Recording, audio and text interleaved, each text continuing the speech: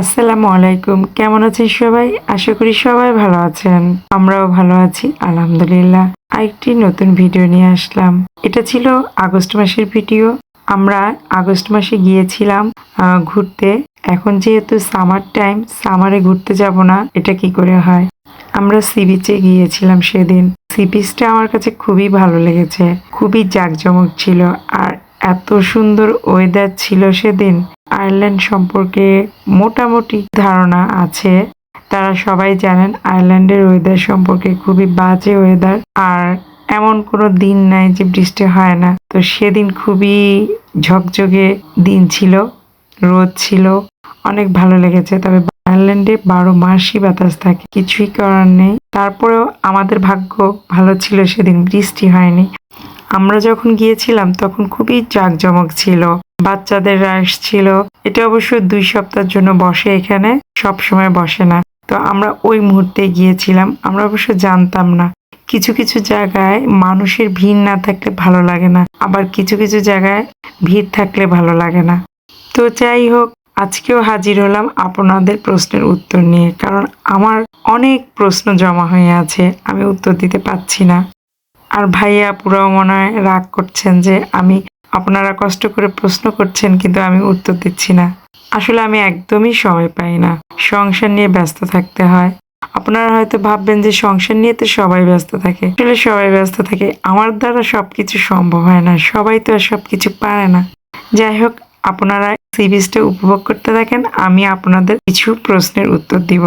আমার ইউটিউব চ্যানেলে এমডি তামজিদ ভাইয়া প্রশ্ন করেছেন, আয়ারল্যান্ডে কত মাস শীত থাকে? ভাইয়া, আমিও কনফিউজড।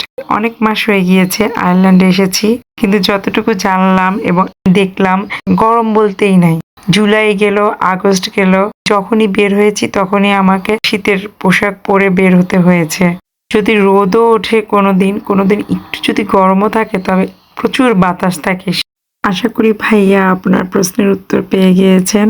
শামীম সিরাজুল আইডি থেকে শামীম ভাইয়া উনি আবারও প্রশ্ন করেছেন, এর আগেও প্রশ্ন করেছিলেন। ওনার ওয়াইফের ফ্যামিলিয়ার চিত্তাদিনো ইটালিয়ানো কার্ড, উনি এই কার্ড দিয়ে আয়ারল্যান্ডে আসতে পারবেন কিনা। তো আমি ভেবেছিলাম কার্তা ইউরোপা, তো কার্তা ইউরোপা দিয়ে সহজেই আসা যায়। তো ভাবি যেহেতু যে কার্ডের কথা বলছেন, এই কার্ড দিয়ে আমি রিসেন্ট একটা ঘটনা বলি। আমাদের পরিচিত একটা ভাইয়া, উনি ওনার ফ্যামিলি নিয়ে এসেছেন এই কার্ড দিয়ে। যখন এসেছেন এয়ারপোর্টে ওনাকে অনেক জেরা করতে হয়েছে এই ব্যাপারে, ওনাকে ঢুকতে দিচ্ছিল না ওনার ফ্যামিলিকে আর কি। তো অনেক জেরা করার পরে লাস্ট পর্যন্ত উনি আসতে পেরেছেন, এবং ডিটেলস কিভাবে কি হয়েছে সেটা এতটুকু আমি জানি না। তবে শুনলাম যে এই কার্ড দিয়ে এখন নাকি আসতে দিতে চাচ্ছে না, তবে আসছে, তবে অনেক কিছু ফেস করতে হচ্ছে আর কি এয়ারপোর্টে। আপনি এখন ভাবিকে এই কার্ড দিয়ে একবার এনে ট্রাই করবেন কি করবেন না, সেটা সম্পূর্ণ আপনার ব্যাপার, আমি এই ব্যাপারে কিছু বলতে পারবো না।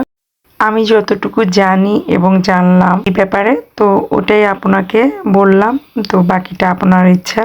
তো ভাইয়া, আশা করি আপনার প্রশ্নের উত্তর আপনি পেয়ে গিয়েছেন। আমরা এখানে বেশ কয়েক ঘন্টায় ছিলাম, অনেক খুবই মজা করলাম। প্লে গ্রাউন্ড আছে যেটা সব সময় থাকে, তো ওইখানে আমার বাচ্চাদেরকে নিয়ে খেলা করলাম, ওরা খুব এনজয় করলো। আমরা এখানে বিরিয়ানি রান্না করে নিয়ে এসেছিলাম, তো ওটা খেলাম। তোশিবা খানম আইডি থেকে প্রশ্ন করেছেন, কাজ পরিবর্তন করা যাবে কতদিন পরে? কাজ আপনি যে কোনো সময়ই পরিবর্তন করতে পারবেন, কোনো সমস্যা নাই। আমি যতটুকু জানি আর কি, এখন এক এক প্রতিষ্ঠান এক এক রকম হতে পারে, সেটা আমি জানি না। তবে আমি যতটুকু জানি, কাজ আপনার ভালো না লাগলে যে কোনো সময় পরিবর্তন করতে পারবেন। তো বাকিটা আমি জানি না, যেহেতু আমি নতুন, আমি যতটুকু শুনেছি অতটুকুই আপনাকে বললাম। তো আমরা এখন ঘোরাঘুরির পরে চলে যাব বাসার উদ্দেশ্যে। আজকের দিনটা খুবই ভালো কাটলো। আর এই ব্রেটা ডাবলিনে অবস্থিত, খুব সুন্দর। তো যারা নতুন তারা, এখন তো শীত চলে এসেছে, সামনের বছর ইনশাল্লাহ তারা আসবেন, ভালো লাগবে।